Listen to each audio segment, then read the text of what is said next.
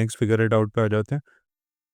In each of the below grids join a two other grid points in the figure by straight line to get an acute angle. इसमें first part है, इसका acute angle बनाना है basically.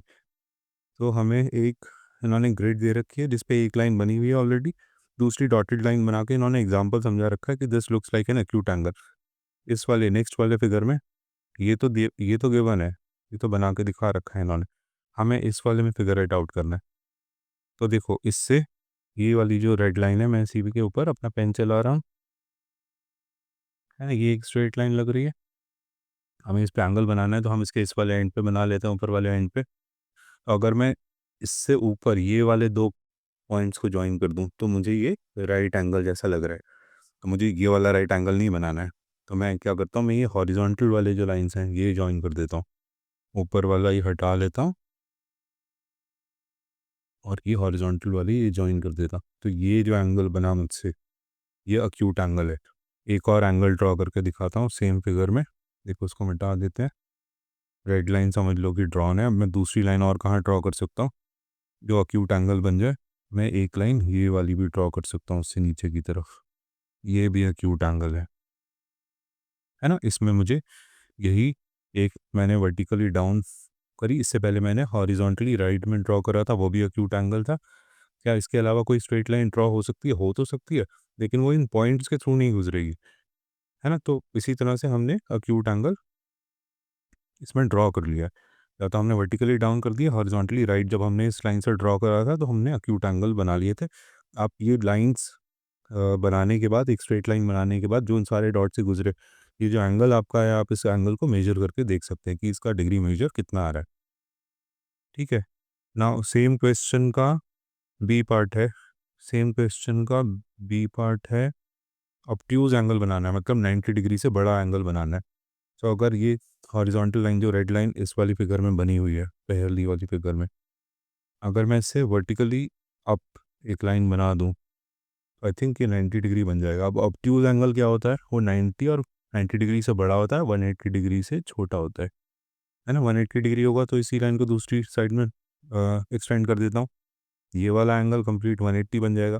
तो अब मुझे इस area में कहीं पे एक स्ट्रेट लाइन डाल के इसको ऑब्ट्यूज एंगल बनाना है ना। तो मैं बनाता हूँ एक ऑब्ट्यूज एंगल, देखता हूँ कौन से डॉट्स कंबाइंड एक लाइन में आ सकता है। मुझे लगता है ये वाले डॉट्स एक लाइन में आ रहे हैं, है ना। तो ये एंगल जो होगा वो ऑब्ट्यूज एंगल बन जाएगा।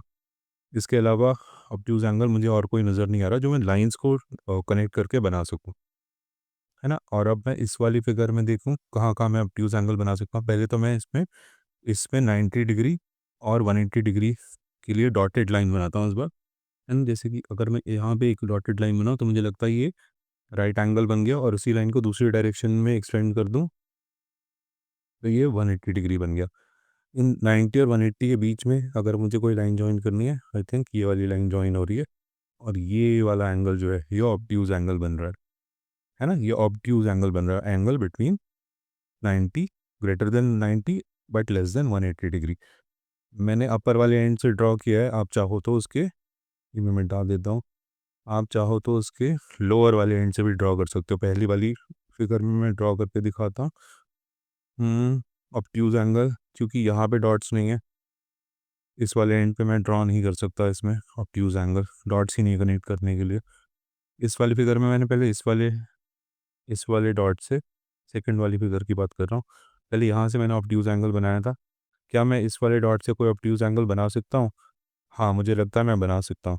देखो, अगर मुझे अपना एंगल इस वर्टेक्स से बनाना है, इस पॉइंट से बनाना है, तो मैं अगेन यहाँ से 90 डिग्री ये डॉटेड लाइन बनाता हूँ, और एक स्ट्रेट एंगल के लिए इधर इधर भी मैं एक डॉट से कनेक्ट कर पा रहा हूँ।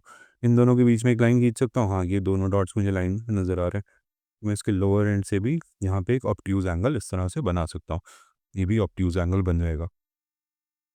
नेक्स्ट पार्ट पे चल रहे हैं, सेम क्वेश्चन है, रिफ्लेक्स एंगल बनाना है। रिफ्लेक्स एंगल मतलब an angle which is more than 180 degree but less than 360 degree, है ना। तो this is more than 180 degree but less than 360 degree, 180 और 360 डिग्री के बीच में होगा। तो इसके लिए ये वाला एंड फ्री फर्स्ट वाली फिगर की बात कर रहा हूँ, ये एंड फ्री लग रहा है, तो यहाँ पे मैं एक डॉटेड लाइन से स्ट्रेट एंगल बना लेता हूँ, और कोई भी लाइंस जो मैं जॉइन कोई भी डॉट जो मैं एक सिंगल लाइन में जॉइन कर सकता हूँ वो मुझे एक रिफ्लेक्स एंगल दे देंगे। ये अगर मैं डॉट्स जॉइन कर दूँ तो ये वाला एंगल मैंने रिफ्लेक्स एंगल बना लिया है ना। एक और जॉइन करके देखता हूँ डॉट्स, या इसमें और रिफ्लेक्स एंगल्स बना सकता हूँ, क्योंकि इस सारे एरिया में यहाँ देखो मैं इसको शेडेड कर रहा हूँ, मुझे लगता है यहाँ पे मैं कोई भी लाइन बनाऊंगा ये सारे एंगल्स जो हैं यहाँ पे रिफ्लेक्स एंगल्स ही बनेंगे। देखो मैं क्या कहने की कोशिश कर रहा हूँ तुमसे कि इससे पहले मैंने ये वाली लाइन ज्वाइन करी थी, अगर मैं ये वाली लाइन ज्वाइन कर दूं और ये बोलूं एंगल की रिफ्लेक्स एंगल है, तो क्या ये 180 डिग्री से ज़्यादा है? हाँ ये 180 से ज़्यादा है।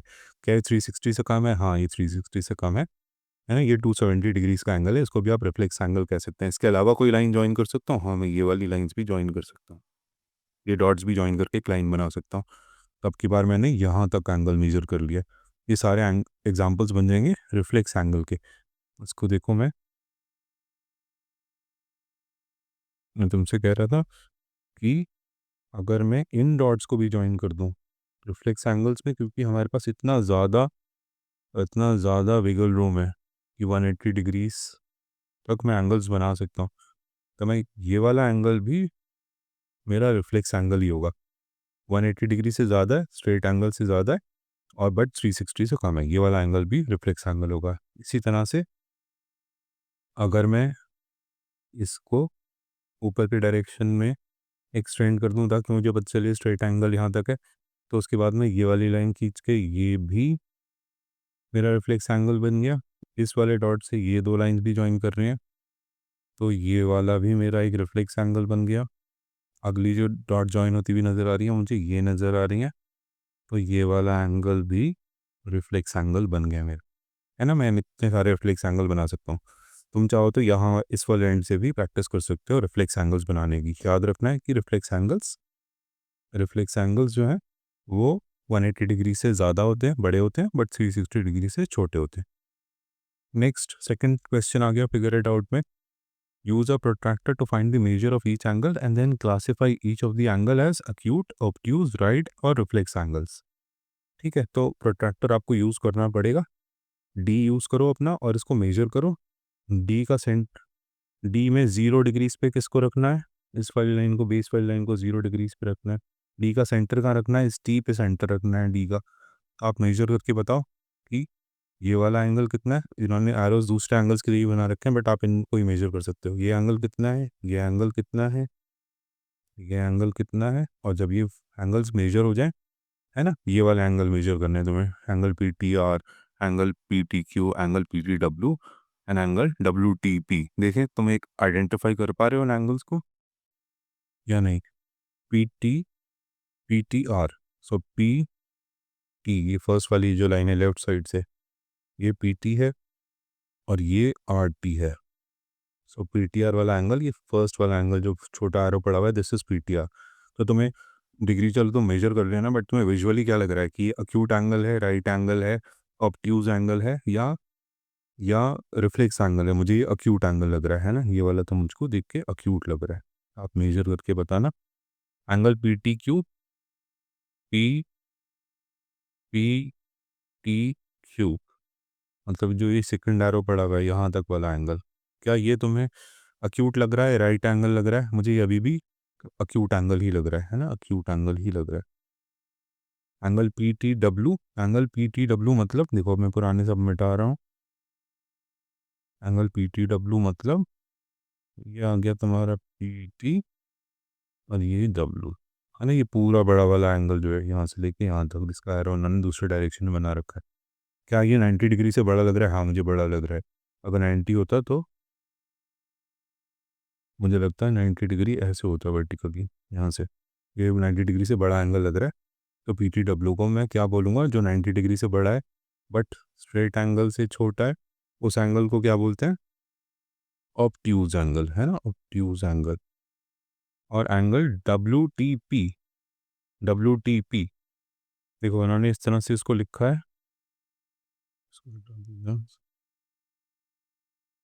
एंगल डब्ल्यू टी पी और पी टी डब्ल्यू दोनों ही एंगल सेम ही है, बट शायद यहाँ पे आपसे रिफ्लेक्स एंगल पूछने जा रहे थे। वैसे तो ये दोनों एंगल सेम लिखे हुए हैं, एंगल पी टी WTW बोलो या WTP बोलो, तो आपको क्लियरली मेंशन करना पड़ेगा कि आपको WTP पे इधर बाहर वाला एंगल चाहिए। तो इन्होंने इसमें एक एरो बना भी रखा है, तो इस एरो वाले एंगल को अगर आप मेजर करेंगे तो ये रिफ्लेक्स एंगल ही लग रहा है मुझे, है ना। 180 डिग्री से बड़ा लग रहा है,